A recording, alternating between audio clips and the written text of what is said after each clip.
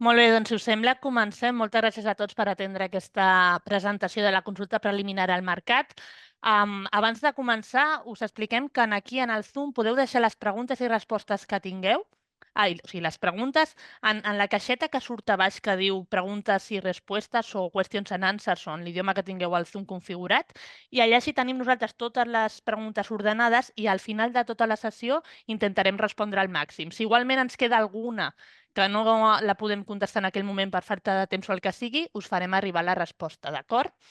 Doncs vinga, comencem amb el director de la Fundació TIC Salut Social, el doctor Joan Guanyavents, que ens farà la presentació del repte. Joan, endavant. Gràcies, Ana Belén. Bon dia a tothom. I només donar la benvinguda en aquest acte, que per nosaltres és extremadament important. Portem molts mesos treballant en aquest tema i, per tant, ens alegra que puguem obrir avui aquesta consulta preliminar al mercat.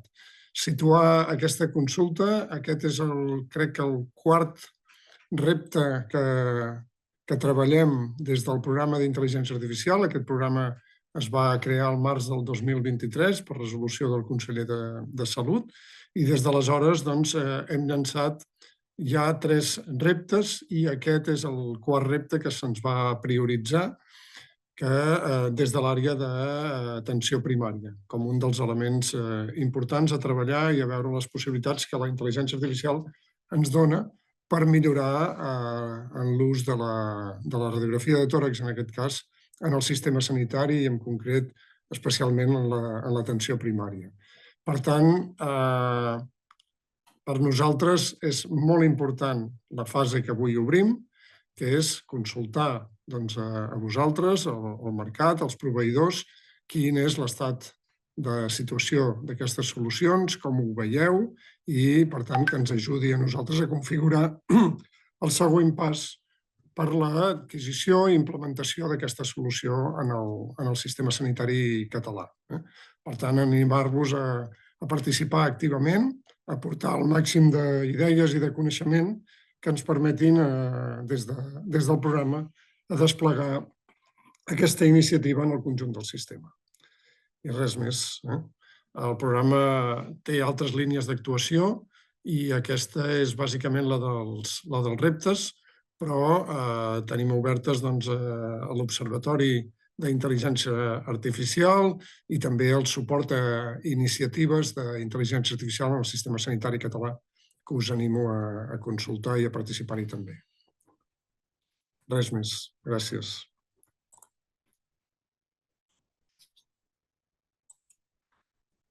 Molt bé, moltes gràcies, Joan. Doncs anem al següent ponent, el doctor Ivan Vollmer Torrubiano, cap de secció de radiologia toràcica de l'Hospital Universitari Vall d'Hebron, que ens presentarà els casos d'ús del repte i la seva rellevància. Endavant, Ivan, si us plau. Molt bé, suposo que veieu correctament la presentació. Doncs passarem a veure primer unes pinzellades sobre quina és la problemàtica que tenim actualment. A l'atenció primària a Catalunya hi treballen prop de 7.800 professionals, però, com ja és sabut, existeix una manca de professionals de radiologia. Actualment són menys de 800 i realment és probablement una de les especialitats on es produirà un major nombre percentual de jubilacions. Per tant, malgrat haver ampliat el nombre de residents que tenim per any, costarà ampliar la N global de radiòlegs que tenim a Catalunya. I d'altra banda, tenim una gran variabilitat en la disposició de l'informe radiològic, és a dir, la radiologia convencional de tòrax, que és la tècnica més emprada en radiologia arreu del món, no sempre estarà informada. Hi ha centres en els quals s'informa a demanda, alguns centres informen l'atenció primària, altres només preoperatoris. És molt dispar la disponibilitat d'aquests informes. Llavors, això ens porta que cal incorporar eines de suport als professionals que puguin detectar determinades troballes a les radiografies que siguin d'especial utilitat. I això portaria a la instal·lació central i de suport a tots els caps però de lectura de la radiografia convencional, però que no entrarien ni la radiografia pediàtrica ni la portàtil. I com podeu veure en aquesta gràfica, el nombre d'exploracions que es realitzen de radiologia convencional de tòrax s'incrementa. És a dir, en els menys de 10 anys han crescut en més de unes 300.000 les exploracions. Estem gairebé a prop del 1,5 milió de radiografies convencionals de tòrax que es fan a l'any. I anem a veure els diferents supòsits que s'han considerat, que són els que s'haurien de tenir en compte per aquest software. El primer supòsit seria la pneumònia i el col·lapse pulmonar. Els veurem una miqueta per separat. El que hauríem de detectar són aquests focus consolidatius en pacients que consulten amb una simptomatologia molt específica, encara que és comuna a moltes malalties del tòrax. I veuríem aquests augments de densitat que en ocasions seran difícils de visualitzar perquè es trobaran per darrere del cor o darrere de les estructures abdominals, com veieu en aquest exemple. A vegades també es combinaran amb altres signes com aquí, com aquest esborrament del psicostofrènic, que probablement pugui fer difícil la lectura d'aquest augment de densitat, segons si és més o menys gran. I en altres casos les troballes seran més subtils i són més difícils. En aquest cas veieu aquí encerclat aquest petit augment de densitat per sobre de la cissura menor, que la veiem aquí a la projecció lateral. Això es projectaria just per sobre de l'il, incrementaria la dificultat de visualització i només 48 hores després veiem que ja es produeix aquest augment que és típic en pacients amb processos pneumònics bacterians i com augmenta i es fa més fàcil la visualització, però probablement en aquests estadis seria molt més difícil de detectar. Però si ho detectem en aquests moments podem iniciar l'antibiòtic de forma precoç. També tenim dintre d'aquest supòsit la telèctasi, que és una pèrdua de volum del parènquima pulmonar, que a vegades pot ser difícil de detectar en aquesta projecció posteroanterior. El que veiem és aquesta línia projectada, que no correspon a cap de les línies mediastíniques. A la projecció lateral veiem això i això es correspon a una atelèctasi del lòbul inferior esquerre. Per què són transcendents detectar les atelèctasi? Doncs perquè en pacients de més de 50 anys el que ens poden amagar és una neoplàsia pulmonar que obstrueixi el bronqui i aquesta sigui la primera manifestació. Altres casos que podem tenir són difícils, com aquesta, una atelèctasi del lòbul superior que queda enganxada al mediastí, i podem trobar signes indirectes com aquí, el pic juxtafrènic de Catan, que ens indica que hi ha una pèrdua de volum i veiem més clarament el lligament frènic. O altres signes com aquí la S de Golden, al qual també tenim una atelèctasi del lòbul superior, però veiem aquesta concavitat i convexitat que ens indiquen que en el centre tenim una neoplàsia de pulmó, que és qui condiciona aquesta atelèctasi. Un dels altres supòsits que considerem que és d'especial transcendència és el pneumotòrax. I per què és transcendent? Doncs perquè el pneumotòrax és la primera causa prevenible de mort en pacients amb un traumatisme toràcic. I el que buscarem és aquesta línia amb aire amb dos cantons i que representa la presència d'aire dintre de la cavitat pleural. En ocasions podem confondre i en aquests casos, com veiem aquí, veiem aquesta imatge aèria que podria confondre's amb un pneumotòrax, però realment no hi ha una línia, aquí no hi ha aire, això es tractaria d'una interfase i si seguim aquesta línia no és més que un plec cutani que ens podria enganyar. I en altres ocasions el diagnòstic serà molt més difícil perquè en pacients que no es realitzi la placa en bipedestació, sinó que es realitzi en decúbit supí, el que ens trobarem és que l'aire es col·loca a les porcions més superiors que corresponen, en aquest cas, en decúbit supí, a les porcions basals i les troballes són una miqueta més subtils i més difícils d'interpretar, com en aquest cas, on veiem que hi ha aquesta diferència de densitat dels dos hemiabdòmens superiors i una major visualització del solc anterior diafragmàtic. Un altre dels supòsits és la localització de nòduls pulmonars, que en radiografia de tòrax és probablement l'error més freqüent que es comet quan la lectura es fa per part ja sigui de radiòlegs o bé d'altres especialistes i a vegades és complicat per la localització del nòdul. En aquest cas veiem aquí aquesta imatge, aquesta opacitat nodular i en la imatge de TC veiem que es tractava d'un petit nòdul al costat de l'aorta. Com veieu, Aquesta va ser detectat mitjançant la radiografia de tòrax, però realment probablement sigui complicat de veure. Aquí tenim probablement un altre nòdul, aquí possiblement més fàcil, quan són més perifèrics són més fàcils de detectar i que el podem veure a la projecció lateral. També la lectura de la projecció lateral és d'especial transcendència perquè fins a un 4% dels nòduls pulmonars només seran detectats en la projecció lateral.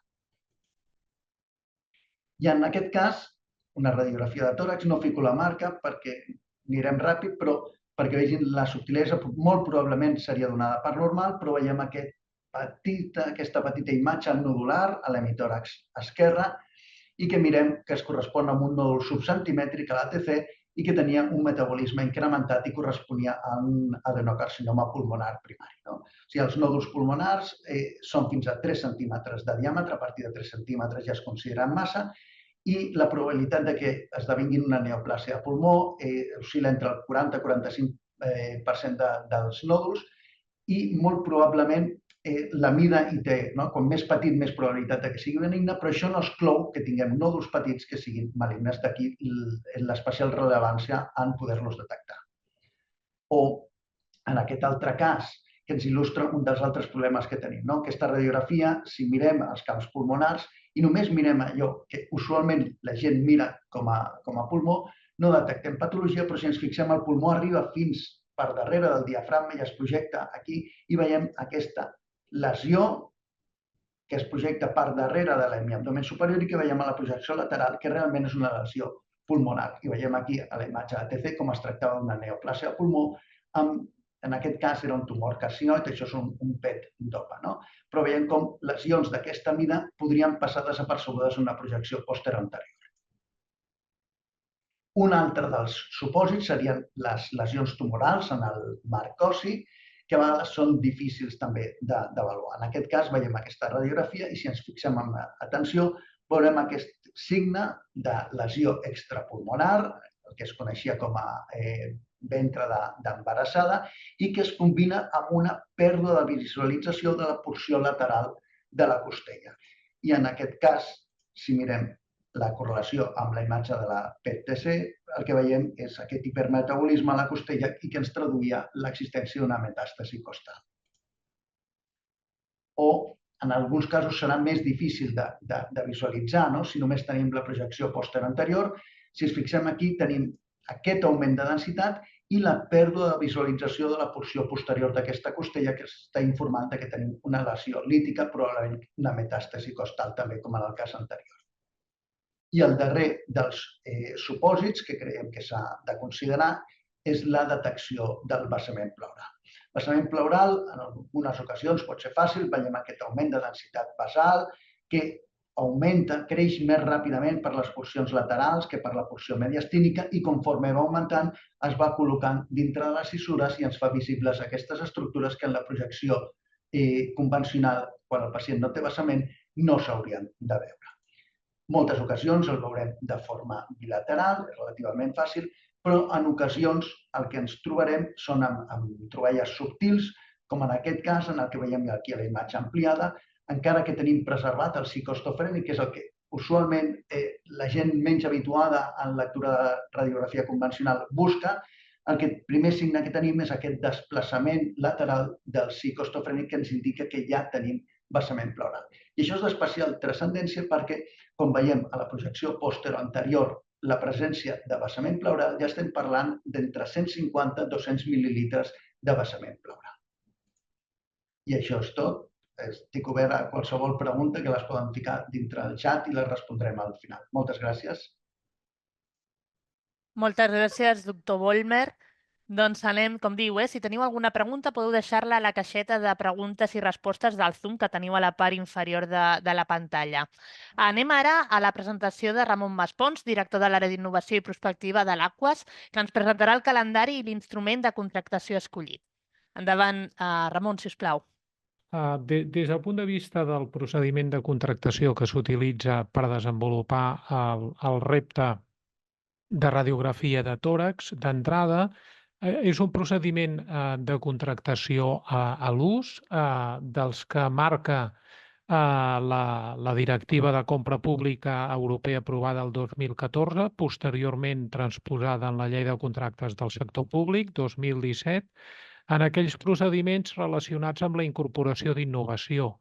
La directiva europea, com deia, després transposada, ens permet utilitzar diversos instruments de contractació a partir del nivell d'innovació que incorporen, de manera que nosaltres podem identificar fins a 3 instruments de contractació diferents pels projectes que incorporen innovació que estan situats amb TRLs molt baixos, bàsicament per sota de quadre, per tant, per sota d'elements de validació. Utilitzem un procediment jurídic que és el de compra pública precomercial. Aquest instrument jurídic, que normalment funciona en 2 o 3 etapes, ens permet cobrir des de TRLs 1-2, bàsicament, fins a TRLs 7. El que no ens permet aquest procediment de contractació de compra pública precomercial és després el desplegament a nivell de sistema. Si el que pretenem és utilitzar un instrument de contractació que ens permeti desplegar a nivell de sistema, i hem d'utilitzar altres instruments de contractació, com poden ser el de compra pública de tecnologia innovadora, amb les sigles PPI, Public Procurement of Innovation, que ja recull els resultats o no directament d'allò que prové de la recerca o d'allò que ja està en el mercat en condicions de desplegament i ens permet aquest desplegament, o bé un segon instrument que és el de l'Associació per la Innovació, que ens ajunta amb 2 procediments. D'entrada, atesa el coneixement existent en el mercat, l'existència de solucions prèvies que podrien donar resposta a alguns dels casos d'ús o la major part de casos d'ús dels que ens parlava el doctor Vollmer, nosaltres estimem, i aquest és un element que forma part també de la consulta al mercat, que el procediment més adequat de contractació serà el de compra pública de tecnologia innovadora. Des del punt de vista del calendari que formarà part del procés de contractació, més enllà del que ja va ser la publicació de l'organització i la posada en marxa de la consulta al mercat, que es va realitzar el passat 14 de l'11, tenim la presentació de la consulta pública avui, dia 19. Les entitats que vulguin participar hauran d'enviar l'annex 2.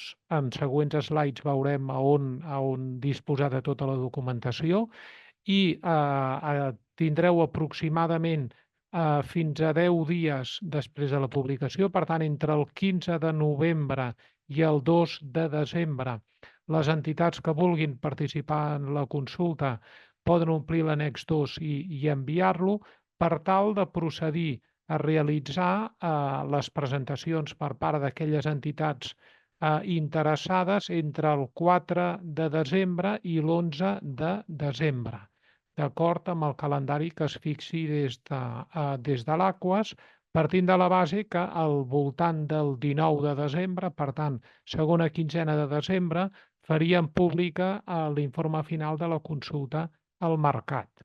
Des del punt de vista de qui pot participar, per les característiques del procediment de contractació, poden participar de la mateixa manera que en aquesta consulta totes aquelles persones físiques o jurídiques, públiques o privades, i en aquest sentit empreses, institucions, entitats privades, universitats públiques, instituts universitaris o universitats privades, així com entitats i institucions sanitàries, en aquest cas del Sistema Sanitari Integral d'Utilització Pública, el que coneixem com el SISCAT. En la plataforma, en l'annex 1, hi ha detallada tota la descripció de la necessitat, que per tant és un document clau a l'hora d'entendre tot el que és la necessitat que s'està plantejant en aquest procés de contractació, i des del punt de vista de com vehicular l'interès per part de les empreses i les entitats interessades, es tracta doncs d'omplir l'annex 2 que trobeu penjat en la plataforma i adreçar-lo a l'adreça de correu que s'indica, indicant també l'assumpte que s'indica.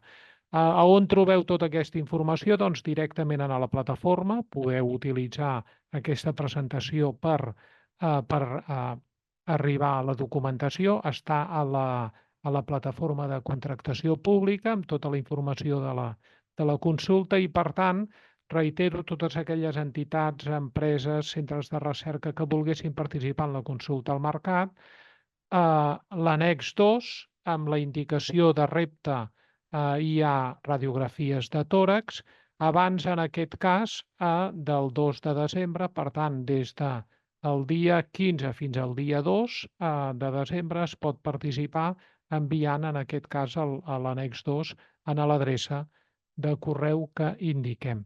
I per part meva això seria tot. Molt bé, moltes gràcies, Ramon. Si hi ha algun dubte, podeu deixar-lo aquí a les preguntes i respostes del Zoom.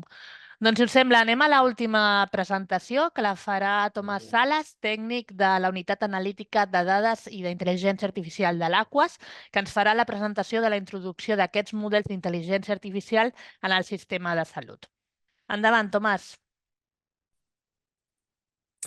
Bueno, jo el que parlaré molt breument és del procés de validació dels models d'intel·ligència artificial que es presentin a la licitació. Una de les característiques singulars, no, d'aquests reptes és que els models es validaran. Es validaran prèviament a l'adjudicació i després, durant el desplegament, doncs, també s'avaluaran els resultats que s'aconsegueixen mitjançant la utilització d'aquests models, no?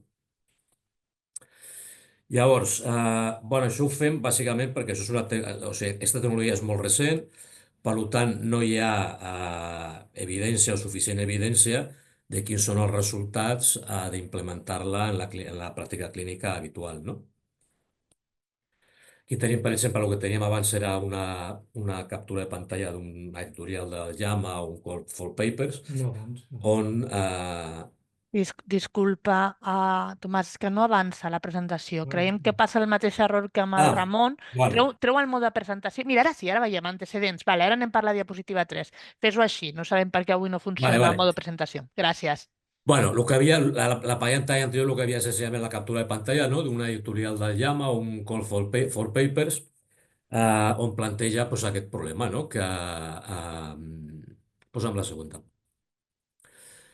Que tot i que sí que hi ha molts estudis, no?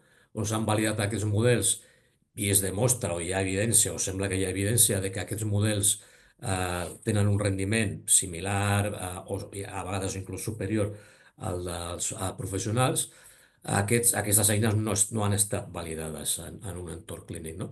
Per tant, es desconeix quin pot ser l'impacte de desplegar-les, d'implementar-les i desplegar-les, no? Lògicament, si això es desplega i no dona els resultats previstos, bueno, doncs això té una sèrie de conseqüències negatives, no? Per al sistema de salut, professionals, pacients, el pagador, per tothom, no? Llavors, aquí hi ha un recull, no? De coses que s'han de tenir en compte a l'hora d'implementar, desplegar models. Bueno, nosaltres ens centrarem, aquí hi ha es plantegen diferents qüestions, no? Des de problemes amb les dades a problemes tècnics, problemes d'interacció de les persones amb les eines, no? Bueno, nosaltres ens centrarem en la validació del model, que aquí apareix com a improper model validation, però que en el nostre cas, bueno, nosaltres anem una mica més enllà, no? Entenem que el model que es presenta a la licitació pot haver estat ben validat, però clar, a més de que estigui ben validat internament, ha d'haver estat validat externament, en la nostra opinió, no? Perquè aquesta és una de les discussions, no? Com de vàlides són les inferències que fa un model i és precisament quina és la seva validesa externa o si el model generalitzarà, no? Un model entrenat amb dades que no són de la població de Catalunya, després es pot fer servir aquí i pot no donar els mateixos resultats que havia donat en el seu desenvolupament original, no? Bueno, com a exemple d'això tenim, això és una publicació també del JAMA, no? Es va fer una validació externa d'un model que feia prediccions sobre la sepsis, un model que s'havia implementat, a més als Estats Units van així, no? Pues les organitzacions de salut són molt grans i per tant implementen a molts llocs al mateix temps. S'havia implementat a molts settings sense una validació externa, no? Llavors, quan es va fer la validació externa, bueno, doncs la performance del model era bastant pitjor de l'anunciada I, bueno, i això, clar, evidentment, significa que, clar, adoptar aquests models que tenen un rendiment que és pitjor de l'anunciat, bueno, és problemàtic, no? Que genera tota una sèrie de problemes en el sistema de salut, professionals, pacients, etc. Bueno, llavors, què farem nosaltres o què fem? Clar, quan a la radiologia de tòrax, bueno, no ho sabem, perquè fins que no fem la consulta, es complete la consulta i haguem decidit què és el que licitarem, no sabem exactament què és el que demanarem i per tant què és el que validarem, no? Però sí que tenim l'exemple de la retinopatia diabètica, que aquesta pues, ja es va licitar i entenc que el plaç per presentar les ofertes ja es va completar i per tant ara es començarà el procés de selecció de la millor oferta, no? I aquí bueno, pues està contemplat en el plec de prescripcions tècniques que això es validarà, es monitoritzarà i s'avaluarà, no? En quant a l'avaluació després de la implementació, bueno, es faran proves de validació en diferents mesos, no? Per comprovar quin és el rendiment del model, no? I en funció d'això, doncs, els pagaments seran uns o seran uns altres, no? Llavors, quan a la validació, que el plec es diu prova de control, entenc que això són qüestions legals, no? Bueno, estarà dins d'una cosa que es diu sobrefe, que això no sabem bé què és el que és, però en qualsevol cas, això és una solvència tècnica i per tant per superar-la s'hauran d'obtenir unes puntuacions mínimes en unes determinades mètriques, a més sobre unes combinacions binàries que s'han fet, no? En funció de, és a dir, quan es vol fer una predicció, es vol fer perquè després això tindrà conseqüències en el procés assistencial. Es farà una derivació, no es farà una derivació, s'hospitalitzarà algú, es faran més proves, perquè sigui, no? Però aquí s'han fet parelles d'events, no? I això és el que s'ha de predir, no? Bueno, això està molt resumit, evidentment, però teniu després l'enllaç al plec de les prescripcions tècniques i allà podeu veure tot el detall, no? De les mètriques que s'han triat, els valors que cal assolir, etc. Quant a la... Quant a bueno, a l'entorn, això és una qüestió a decidir quan fem la validació dels models de radiologia, però en el cas de la retinopatia, bueno, les característiques tècniques de l'entorn són aquestes, no? Hi ha 36 CPUs, una GPU, memòria RAM, Ubuntu i Windows com a sistemes operatius. I el procés, bueno, doncs cada participant o cada desenvolupador que s'hagi presentat accedirà a l'entorn, prepararà el seu sistema, un cop ho hagi fet li retirarem l'accés a internet, deixarem unes imatges de prova perquè puguin comprovar que tot funciona correctament i un cop això estigui engestit, llavors es retirarà l'accés al participant a la màquina i nosaltres farem la validació del model, no? Això, no sé que suposo que el plec deu estar, jo crec que és iteratiu i que es poden fer, no es pot fer només un intent, sinó que es podran fer, jo crec, com a mínim dos, no? Bueno, i com el que sí que podem dir és que, clar, nosaltres hem de fer un joc de dades per validar aquest model o els models que es presentin a la licitació. Per fer el joc de dades tenim els estudis emmagatzemats al sindicat, estudis de radiologia de tòrax. En principi faríem servir els de 2024, bueno, això perquè és l'última tecnologia que tenim, no? No es pot sortir una màquina que es feia servir però ja no, però també perquè es podria passar que algú hagi desenvolupat un model fent servir imatges del Sistema Públic de Salut de Catalunya. Clar, en aquesta situació no podem validar, perquè el lloc de dades de validació no pot incloure imatges que s'hagin fet servir per entrenar, no? Entenem que si fem servir les de 2024, bueno, solventaríem aquest problema. A més, bueno, estudis ja tants que no ens fa falta, no?, anar més enrere. Aquí tenim, són a prop de 900.000 estudis, l'últim cop que vaig mirar. Hi ha totes les projeccions, tots els subjectes. Aquests 900.000 són de les modalitats CR i DX. Bueno, es podria afegir a la radiofluoroscòpia si fos necessari, no? I això ho obtenim a partir dels tags d'ICOM, Modalities in Study i l'Study Description. Això és complicat, no?, perquè al final t'acaba donant, per exemple, com deia el doctor abans, hem de treure els portàtils, no? Bueno, doncs a veure com ho fem, no? Perquè a vegades si és un portàtil o no està a la descripció, si no està a la descripció, doncs ja ho veurem, no? I a banda d'això, o sigui, tenim estudis per un costat, tenim diagnòstics per una altra banda, que això estan, bueno, doncs els CMVDs altes hospitalàries, atenció especialitzada ambulatòria, les visites a urgències i també a les taules de l'ECAP de diagnòstics, no? Amb aquests diagnòstics farem un etiquetatge feble d'aquests estudis i llavors seleccionarem i etiquetarem les imatges d'acord al model que es demani i als resultats que se li demanin. Vale, aquesta és una documentació que podeu revisar. Un és el marc metodològic per a l'avaluació de tecnologies sanitàries digitals que va desenvolupar l'Aquas i l'altre és el plec de prescripcions tècniques de les solucions basades en IA per a la prevenció de retinopatia, no? Aquí teniu tot el detall. Sobretot perquè el que he explicat entenc que és suficient quant a l'entorn, la metodologia per provar i així, però sí que no he fet referència a les mètriques perquè són moltes, no? Llavors aquí teniu les mètriques, els valors que els demanarien i què és el que es vol que el model faci la predicció. I hi ha una part com que és solvència tècnica que és eliminatòria, no? O sigui, s'han d'assolir uns determinats valors en unes determinades mètriques i si no s'assoleixen, doncs el model queda eliminat. I això és tot. Moltes gràcies. Molt bé, Tomàs, moltes gràcies. A tots els que us heu inscrit us enviarem les presentacions i la gravació de la jornada en unes hores perquè així pugueu consultar aquests enllaços fàcilment, d'acord? Doncs obrim ara el torn de preguntes i respostes. Si us plau, els ponents, vosaltres mateixos contesteu en funció de qui cregui que la pregunta la pot contestar, és més pertinent per ell. Mira, la primera que tenim és: la solució que requerirà ha de tenir el marcatge CE com a producte sanitari?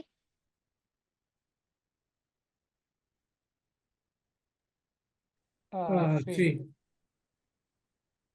Vale, molt bé, contestada. Ho ha de tenir. Després, quin serà el flux de treball desitjat per al suport de l'eina d'intel·ligència artificial? No sé si entenc bé la pregunta. Jo diria que això està pendent de decidir després de la consulta al mercat. Jo entenc que es refereix a un cop es captura la imatge a la modalitat, a on va i quins sistemes tecnològics intervenen en tot el procés, no? En el cas de la retinopatia hi havia un esquema. La imatge primer va al SIMDCAT i després de SIMDCAT va al model, no?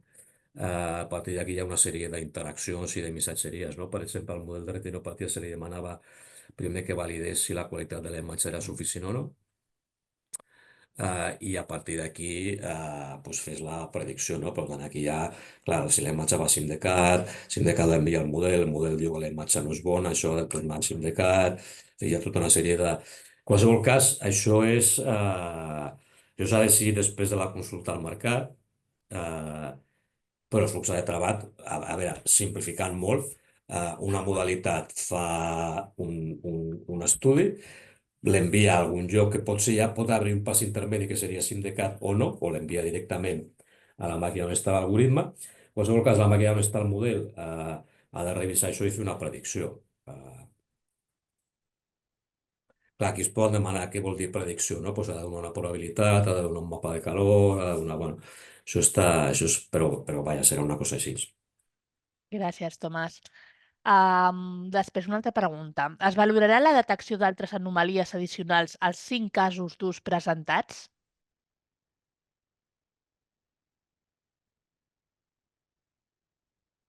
No he de contestar jo també. Això seria més aviat és un problema mèdic, no? No Sí, no ho sé si el seria ara doctor mateix. pot... No, és que això és molt complicat, no ho sé dir. Ja. Un cop jo diria que està pendent de lo que els desenvolupadors o fabricants tinguin, no? O sigui, en principi, el que està clar és que ha de predir aquests 5 o 6 casos d'ús que ha explicat el doctor, no? A partir d'aquí, clar, què es fa amb la resta de les imatges? Això ho hem de decidir, no? Si fem un gran sac d'altres o fem primer la imatge és normal o no normal, i si no és normal llavors fem aquests 5 i un sisè que seria els altres. Però tot això s'ha de decidir en funció de lo que trobem a la consulta al mercat. Sí, jo crec que més aviat això és l'objecte de la consulta aquesta. És a dir, que si identifiquem treballant amb els proveïdors de que hi ha altres coses que són fàcilment detectables, doncs es pot tenir en compte en el moment de fer el plantejament. Justament es tracta d'això.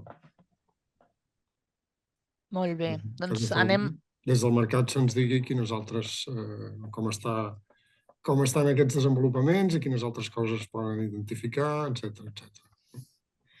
La recomanació seria que, més enllà dels casos que ja ens ha presentat el doctor Boulder com a casos d'ús, si alguna de les entitats participants considera rellevant que es coneguin que poden disposar de solucions per a altres casos d'ús, que les incorpori en les seves presentacions. Exacte. Molt bé. Doncs anem a de moment, l'última pregunta que tenim. Si teniu més, feu-la aquí a la caixa de preguntes. Hi ha dades d'entrenament a disposició dels equips? En cas afirmatiu, podeu explicar les dades? En principi no està previst, però es podria fer. O sigui, clar, aquí la intenció és licitar un model que ja existeixi, no un model que s'ha de desenvolupar, no? Sí que és cert que podria haver un model desenvolupat que dius, bueno, jo el vull reentrenar, no? O vull fer el fine-tuning, no? Bueno, no podem respondre ara, això ja et dic que depèn del que trobem a la consulta del mercat, no? Seria una possibilitat. També aquí, esclar, s'ha de comptar que hi ha uns terminis, que jo no sé quins són, però són uns terminis que estan marcats per l'origen del fons i, per tant, bueno, s'hauria de veure si es poden encabir tasques d'afinar models, no?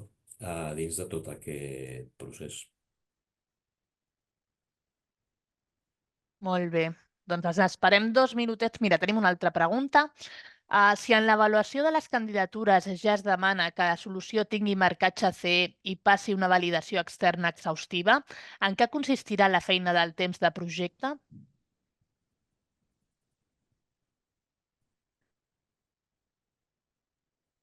Pots repetir la pregunta, sisplau? Sí, la repeteixo, és una mica llarga.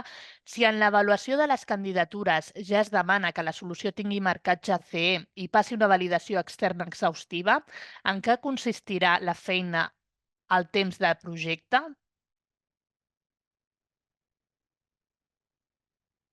Sí, jo crec que serà més en què consistirà el temps de projecte de la feina. No sé si entenc bé la pregunta. Sí, pots No sé si, aclarir la persona que ho ha escrit, que no no sé surt el nom. a veure, no sé si es pot referir a per què fa falta una validació addicional. No? Un cop tens el marcatge CE, perquè a sobre hem de tornar a validar. Bueno, tornem a validar per lo que comentàvem abans. O sigui, un dels temes que això és, a més, no és únic dels models d'intel·ligència artificial. O sigui, qualsevol inferència que es faci a partir de dades del món real sempre té en discussió quina és la seva validesa externa.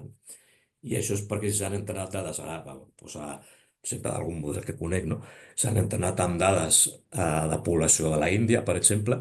Clar, jo no tinc per què pensar que això un cop ho traslladem a la població de Catalunya, això funcionarà igual, no?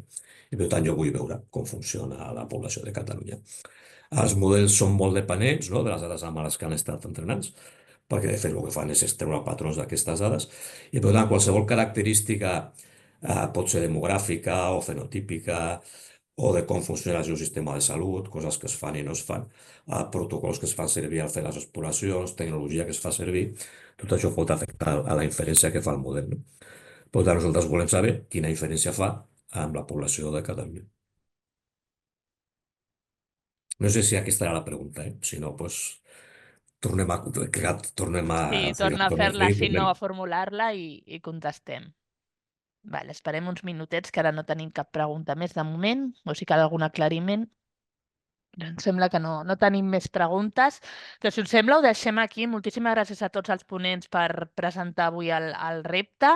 Als assistents, si teniu alguna altra pregunta, tindreu el nostre correu. Us enviarem un mail amb les presentacions que heu vist avui i amb aquesta retransmissió. I res, moltíssimes gràcies a tots per participar i per assistir a la reunió. Gràcies. Bon dia. Adéu, bon dia.